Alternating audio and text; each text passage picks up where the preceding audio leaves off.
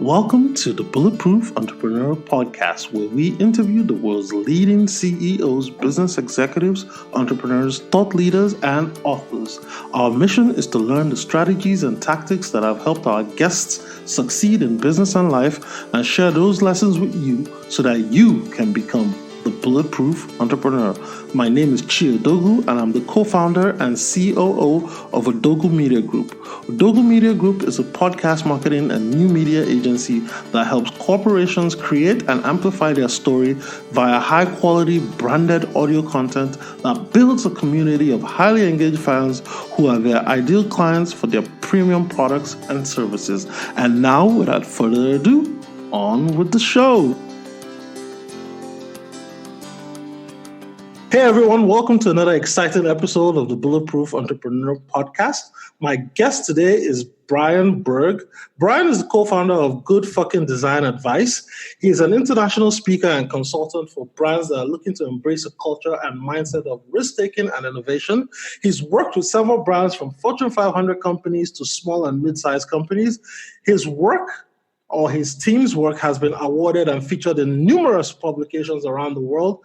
He's been featured in places like Inc., Fast Company, etc.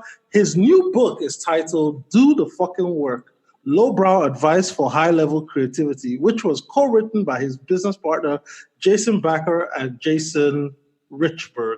I'm pleased to have Brian on the show today to tell us a little bit more about himself, his business, his experiences, his entrepreneurial journey, and of course, the new book, Do the Fucking Work. So with that said, Brian, welcome to the show.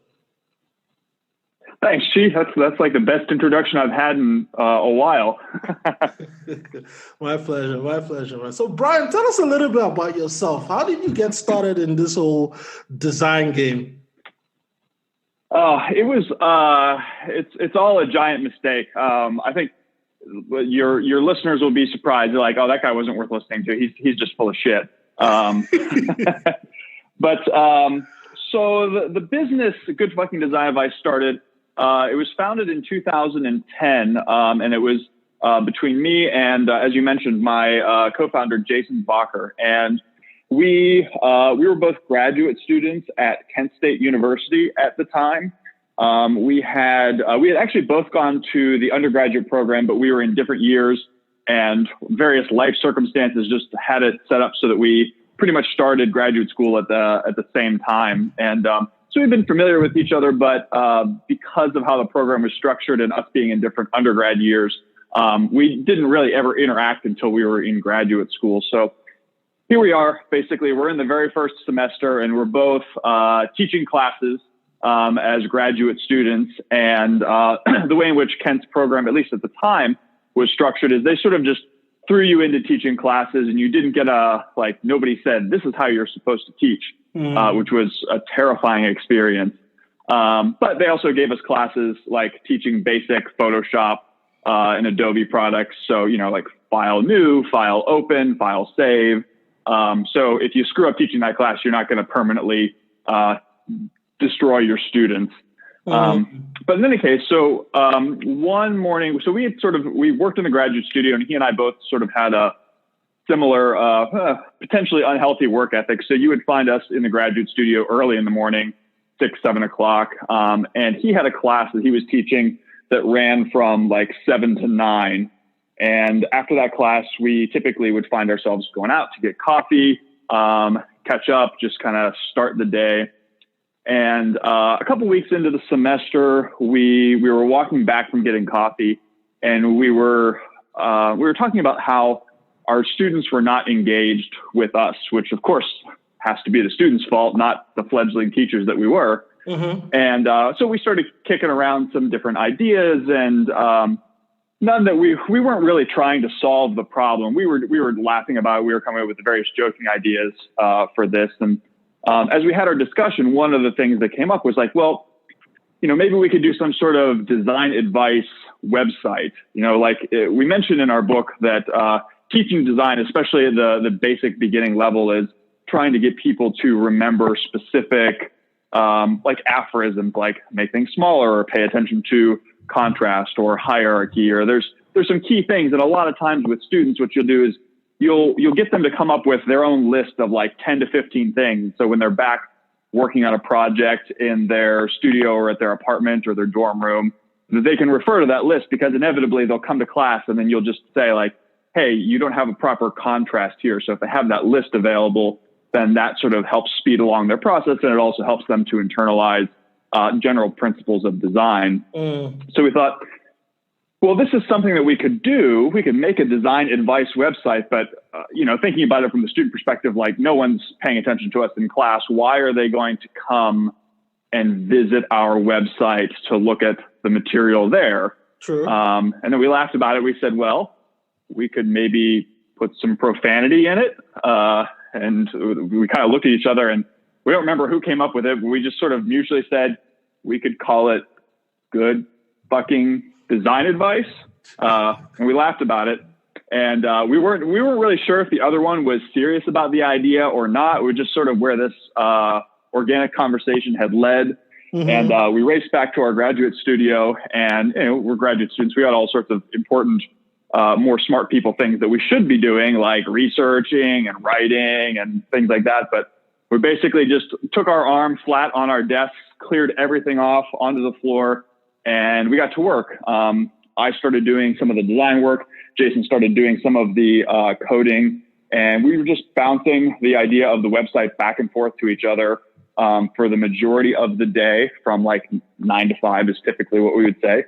And at the end of that point, we had like a rough version of the first website, and it was never intended to be a business or to have any sort of major following or success. It was simply something that we ourselves thought was very funny, like a couple of 10-year-old boys. And it was a great way for us to blow off steam for a day in the stressful environment of graduate school.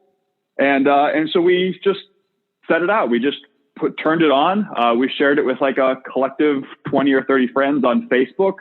And pretty much I would say the smartest thing that we did was we did manage to hook up Google Analytics to it, just because we were curious, like what the outcome would be. I think had we not done that, we would have not known the impact that we had so quickly. So we launched the website that first day at 5 o'clock, and we came back to the graduate studio at midnight, because we were like, okay, well, let's see, how many people visited our website in the 7 hours? Like, is it just like the 10 people 10 people from that group on Facebook, or did we get more? Did nobody care? We went back, and it was amazing. There were 500 people that first evening that had visited our website. And it was like, oh, well, we've never had that many people visit our own personal design websites before with our portfolios on it. Like, that's really something. So like responsible graduate students, we snuck off to the local convenience store and bought some beer, and we drank in the graduate studio and celebrated our minor success and what seemed to be the end of our 15 minutes of fame. And so we repeated this process. The next day we went through, did our normal actual graduate school work and taught classes. And at midnight we met up in the graduate studio, and we checked our analytics again. And we had, I think it was 6,000 people show up the second day. And again, we were amazed, like, wow, this is a lot. And again, third day, don't worry, I'm not going to go through every day since we've been in business for 9.5 years. But we went to the third day, and the third day we had 70,000 people that showed up. And at that point we were like, oh, we did a thing. We should stop drinking and start thinking about how we can capitalize on this. Yeah. And fortunately, at that time, we also received a lot of email about it. We didn't have any social media accounts at the time attached to it. It was a little bit of a different environment in 2010 for that. At least initially we didn't. And so we got a number of emails, and they were like 50% negative and 50% positive. We received some really scathing emails, people saying, like, my favorite one is that we had set the design industry back 10 years, and just like what horrible people we were. And we received a whole bunch of other really positive ones that were like, wow, this is really great. I thought this was hilarious. I would love to have a poster. I would love to have a t-shirt. And so that kind of gave us the idea, like, well, maybe we should make some products. And that's the initial opening of how we got started. Well, I mean, I took a lot of notes there, and I think the most recent or the biggest thing that jumped out to me was polarization is actually very good for business or for anything you're doing. So it seems to me that what drove your website or the advice to just blow up and become viral like that was basically you guys were putting content out there that was polarizing, and then people had visceral responses to that, whether it was good or bad. They were letting you know. Is that correct? Yeah, I would say that's correct for sure. Oh, interesting. So now, when you did this and the content was going great, and you guys were still in school, and it was time for graduation, and you were like, okay, what do we do with the business, or what do we do with content? Do we turn it into a business? How did you guys go from just having the content there to now incorporating, starting to get clients, and then letting clients know that you're a different type of design agency and that you have your own irreverent voice and irreverent style, and that you will repel some people, but at the same time, you only want to work with a certain type of people? Right.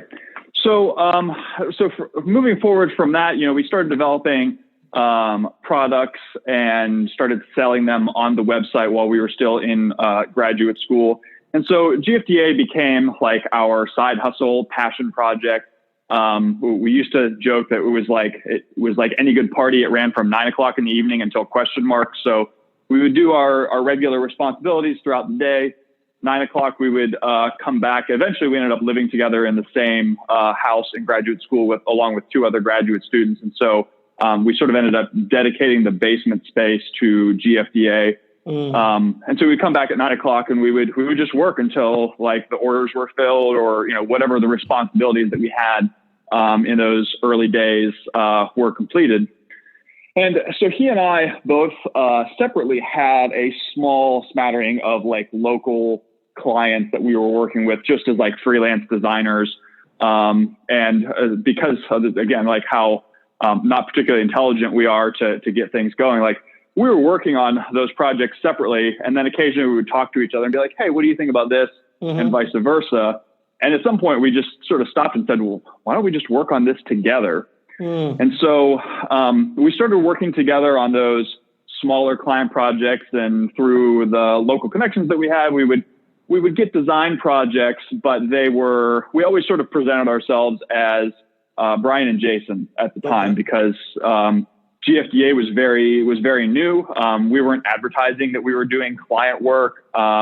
We were just very conflicted about how this was going to impact our reputation in the greater design community. Especially, we weren't like, it wasn't completely codified as a business, or at least, brand, it was a business in the sense of a legal entity, but it was like, there was no plan for this to be like our full-time job after graduation initially. Cause it was like, okay, we're making a little bit of money on the side. This is kind of nice, but like, we'll probably both end up going and finding jobs afterwards, and who knows. But so graduate school, we were in school for 2.5, 3 years. And as we approached the graduation, business continued to pick up. We started getting invited to lecture at AIGA chapters in the States and conferences.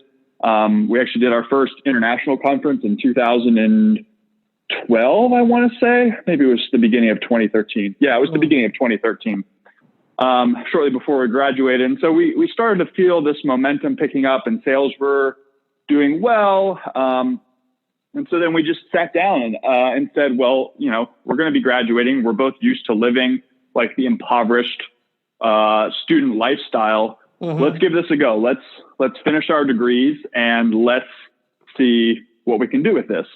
I should also mention, as an aside, in terms of like the teamwork between me and Jason at that time, was really great, because we were both trying to finish our graduate theses, and there was no way in which we could both manage the business and write at the same time. So we had an agreement between us where during the fall semester of 2012, I would run the business, and Jason, by and large, unless there was an emergency, wasn't allowed to know anything about what was going on.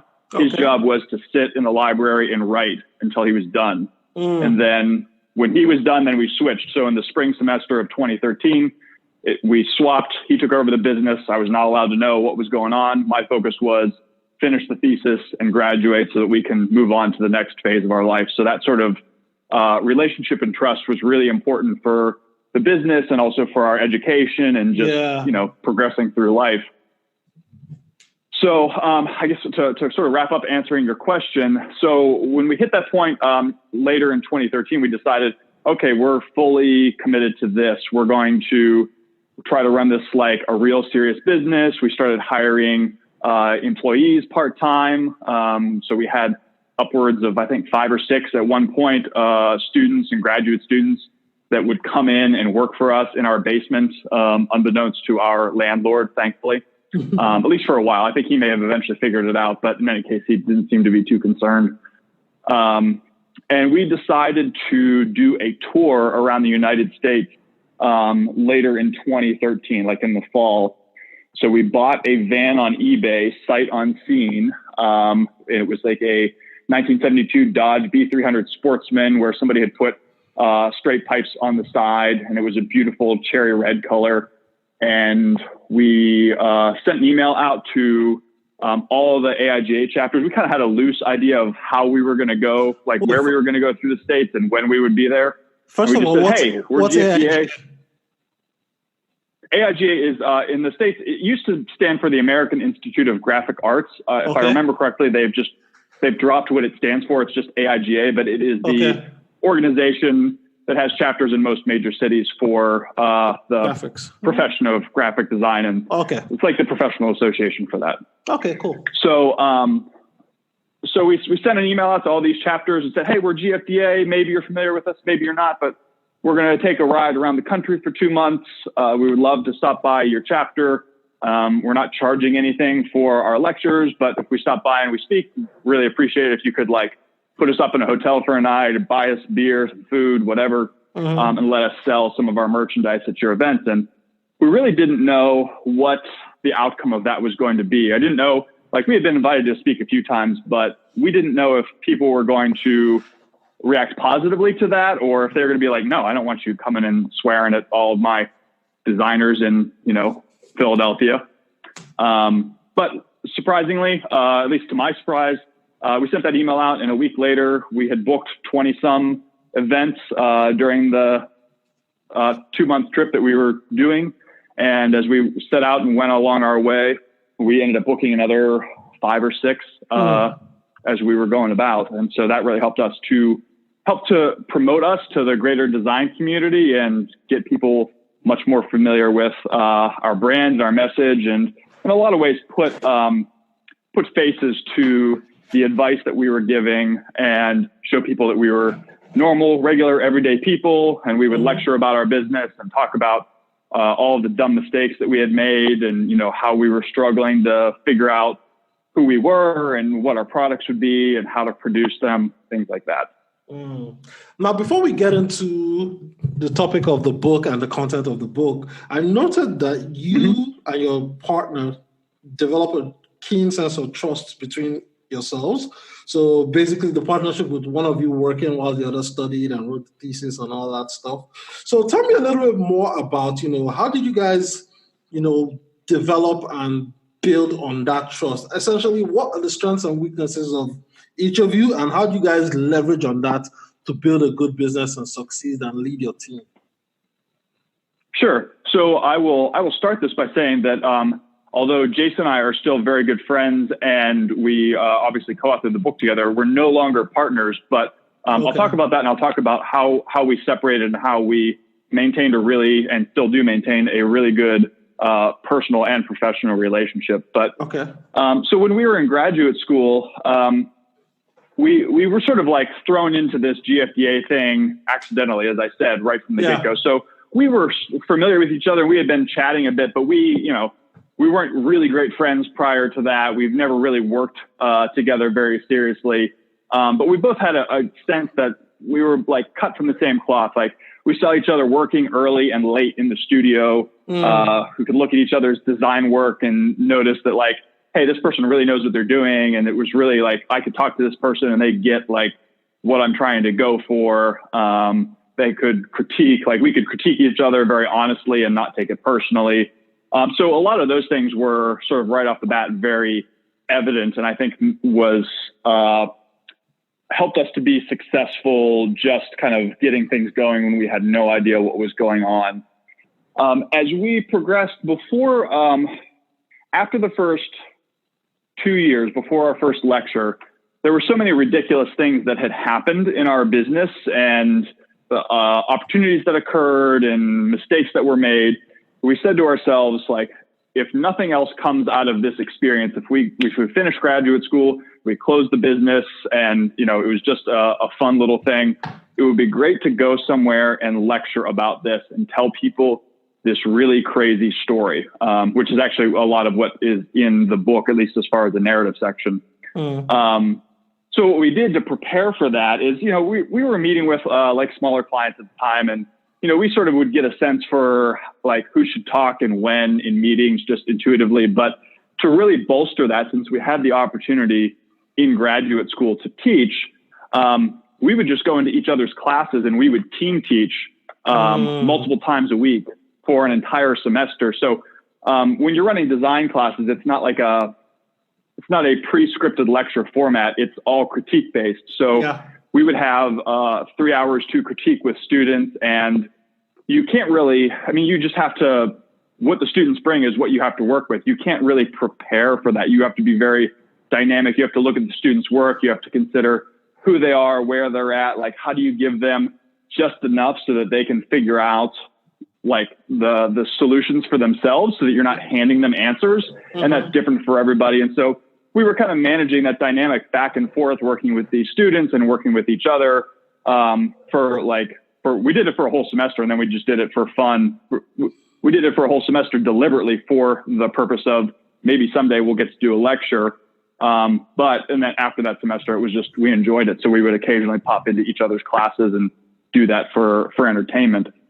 So when we finally got around to our first lecture, we gave it, and it was very, very well received, more well received than we had anticipated. And when we told everybody that was our first time presenting together, everyone was astonished that we just worked so well and being able to bounce off of each other and carry a dialogue.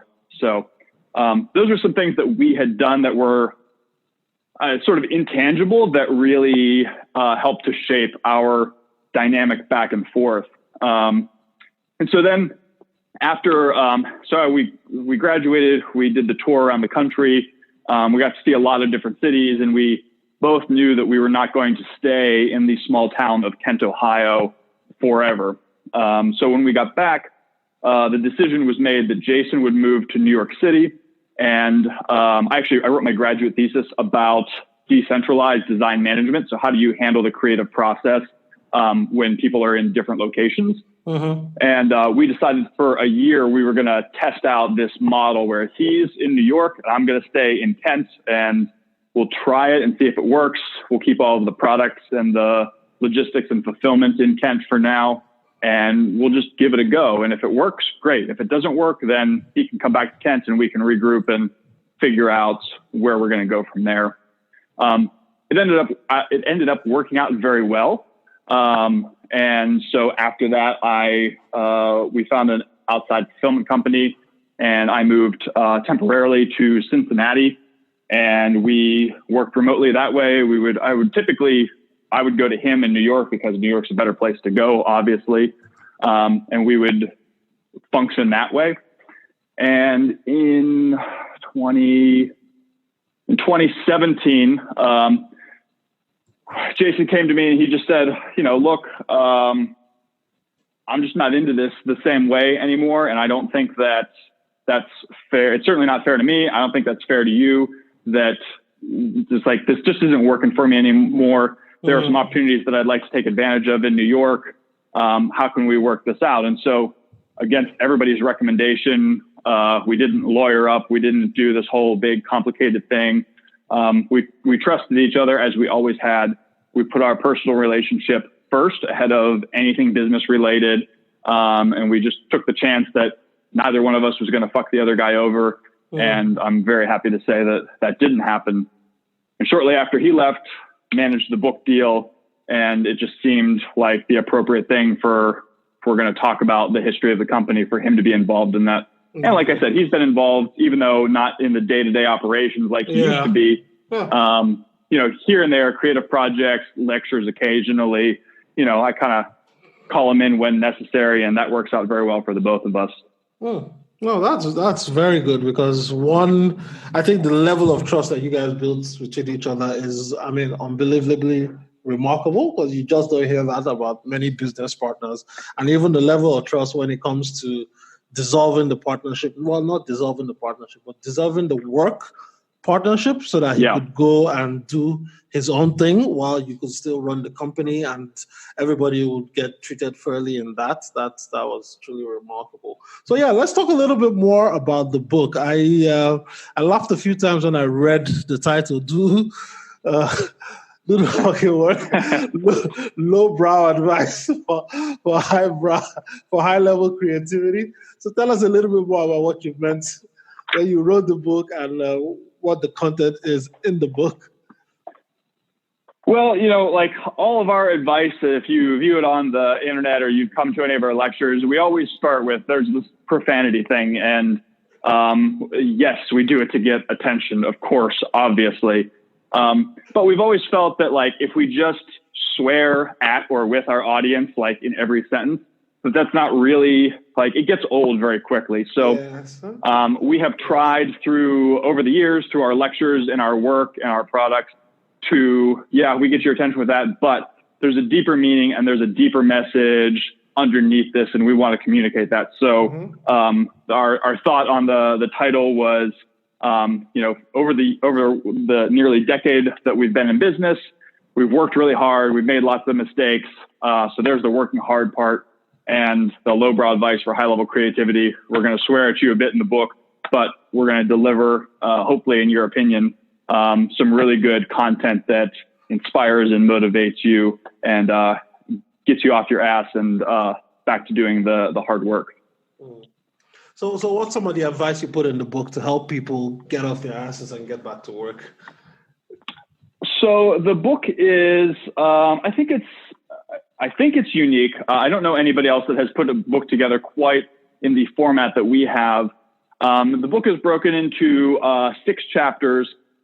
Each chapter is themed with a part of the creative process. So, for instance, chapter 1 is all about getting started. Chapter 2 is about dealing with obstacles. Chapter 3 is managing failure.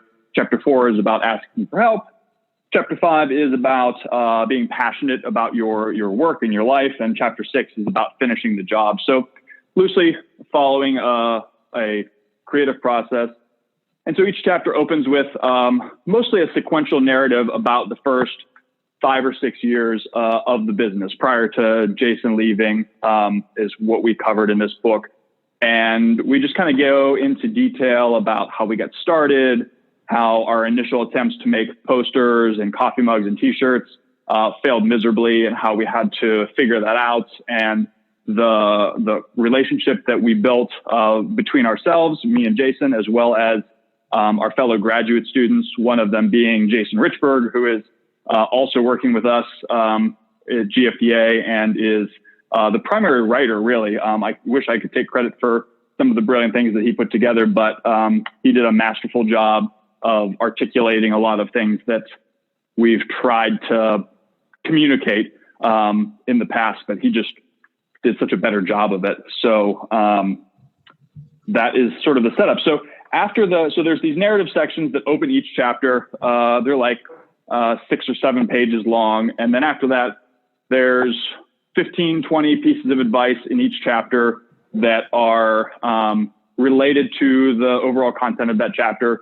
So like chapter 1 is, again, getting started. Mm-hmm. So advice in there is like, get out of your own way, preparation over planning, start a new project, get up early, make the leap, like all these kinds of nuggets that are related to that.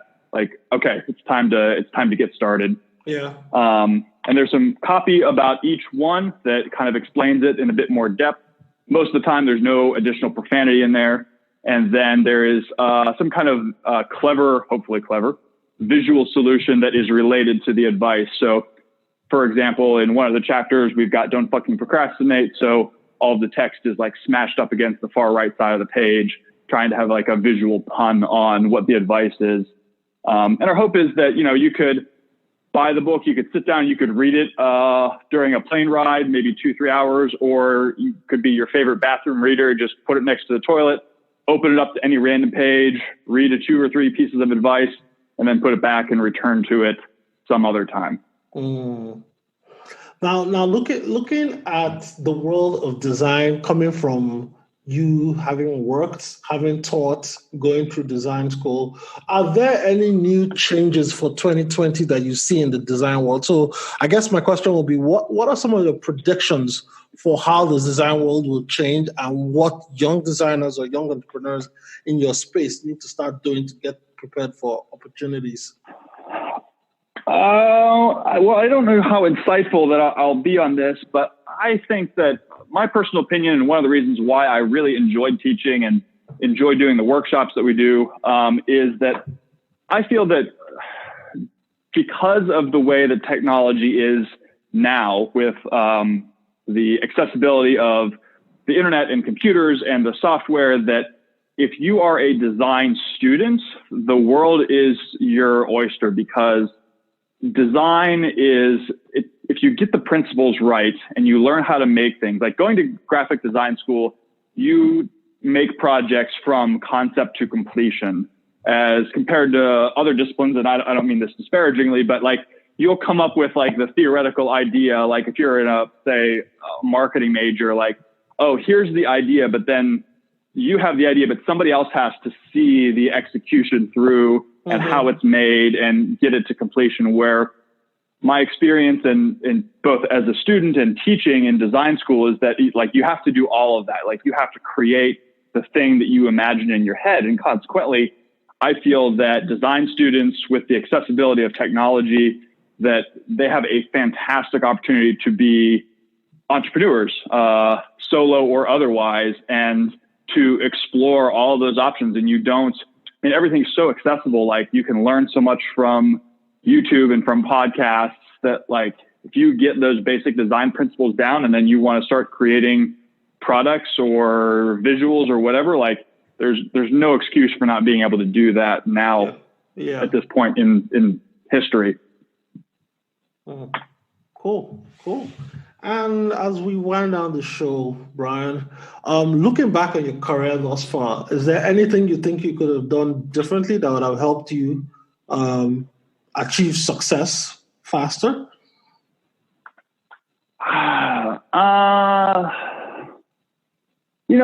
That's tough to say. I don't know that I would betray my former self necessarily, because I don't know that, if it's like the butterfly effect. I think it's a term, like if I went back and I changed something that maybe I felt could have gone better, like maybe that wouldn't have led to the point at which I'm at now. Like maybe, like we had done some book proposals before this one. Some publishing houses had reached out to us directly. And, of course it would have been nice to know some of the things that I know now about how to put a proposal together and everything. But, if we had made, in this particular example, if we had written the book then, which at this point would have been like 6 or 7 years ago, it wouldn't have had the same amount of rich experience in it. It would have been a very different book. And I think it would have been a lot more shallow, because our experience was so much more shallow. So as nice as it would be to say like, hey, I started a company and then 3 years later, somebody asked me to write a book, having, 9-10 years under my belt, I think makes it a much more valuable read and, puts the company and myself in a better place. So I would say generally, no, I would still keep the decisions that I made. Okay. Cool. So Brian, thanks a lot for coming to do the interview and sharing your words of wisdom. It's really been a pleasure learning more about you and your company. But before I let you go, tell us a little bit more about where people can connect with you, get to know more about you and your business, and of course, purchase a copy of your new book. Sure. So the book, Do the Fucking Work, Lowbrow Advice for High-Level Creativity, is available at most major retailers. So that would include like Barnes & Noble, of course, Amazon.com, indie booksellers. You can pick it up digitally if you want, Apple Books and Kindle. So that's the book. You can find us at goodfuckingdesignadvice.com. If you don't want to remember all those words, you can type in gfda.co. That'll also get you to our website. Our main point of social media is Instagram. Our handle for that is good, G-O-O-D, D-S-G-N, advice. So good design advice. There's no profanity in that. Unfortunately, the handle at GFDA was taken. So good DSGN advice. And people can always reach out. My email is brian@gfda.co. We do lectures. We do workshops on risk taking as it applies to creativity, and have had the great privilege of working with a number of large scale corporations like Nike, New Balance, Church & Dwight, Adobe, just to name drop a few. Now, you just mentioned something interesting, your workshop on risk-taking as it applies to creativity. Share a little bit more light on that before I let you go. Sure. So we started doing lectures, like I mentioned early on, and that slowly turned into teaching workshops. Initially, it was primarily geared towards students and basic like graphic design ideas. But as the years kind of rolled on, Jason and I didn't feel particularly strong about our workshop. We didn't feel that it was very unique to us. And we stopped offering them for a period of time, and we banged our heads against the wall in each other's heads, trying to figure out what, if we were to continue doing workshops, what would that look like? What's the unique GFDA workshop? And when we reflected on our company and careers until that point, we realized that a lot of things we were doing were very risky. And we thought, well, why don't we make a workshop about risk taking? And we looked around and noticed that no one else was doing anything, or at least if they were, it hadn't been named as such. So we developed the Art of Risk Taking workshop. And as many of the GFDA endeavors go, we talked about it. We had a very loose idea for what this workshop would be. And we posted about maybe a paragraph on the website saying, hey, we do this workshop. It's about risk-taking and creativity, and check it out. We'd love to come do it. And a week later, somebody from Nike contacted us and said, hey, we'd love to have you come do that workshop. And we were like, oh, okay. When? He said, how about in a month and a half? And we were like, okay, sounds good. We do workshops all the time, which is not exactly a lie, but it was kind of a lie. So we built the initial rendition of the workshop. It's typically an all-day experience. We've done half days occasionally, and sometimes we'll do a small section of the workshop at conferences. But we built it with a lot of very, it's hard to describe, very abstract exercises. And our feeling is that the way you do anything is the way you do everything. So we put people and teams into uncomfortable situations and see how they manage it. And then we have a reflection period afterwards and talk about how they managed it, how they worked through with themselves and with their team, and then point out this correlation. Like, if you're having this problem here in this goofy exercise that we've given you, then it's probably showing up elsewhere in your life and work. And, here's an opportunity to reflect on that and think about how you might change that unconscious habit that you have. So Jason and I built the initial version of the workshop, and then Jason Richburg, the other co-author on the book, he and I have taken it and developed it quite more extensively. And basically, when we started, we had some exercises that we had pulled from other places or experiences that we had. But now we've got our own full suite of exercises that we do. Typically, what we'll do with a client, like a corporation that reaches out and hires us, we'll have a number of phone calls with the senior leadership of the team or teams we're going to be working with to get an idea of the company, what the culture's like, what they see as problem areas where they would like to see things improved. And of course, all through the lens of risk-taking and teamwork. But, we try to customize the experience to each specific client as best we can. So if I have a handful of interviews with those folks, we will then develop new exercises for fun because, we're taking risks as well. And we also have a bank of exercises that we've been using in the past that we feel, kind of cherry pick and say okay, I think that this is based on what we've had in these conversations, this is a good one for this group of people. And we'll build out the workshop that way. And that's kind of the general setup for our workshop. Okay, cool. So that's it, guys. If you want to learn more about Jason, if you want to get in on his workshop, if you want to get the book, goodfuckingdesignadvice.com is where to go. And you can always find, I said Jason, I apologize, Brian. so if you I've been called worse, man. So if you want to talk to Brian, please go to the website, buy the book, connect with him on LinkedIn. And yeah, that's it. So once again, thanks a lot for coming, Brian. Appreciate it. Thank you very much. Hey everyone, thanks for tuning into the show today.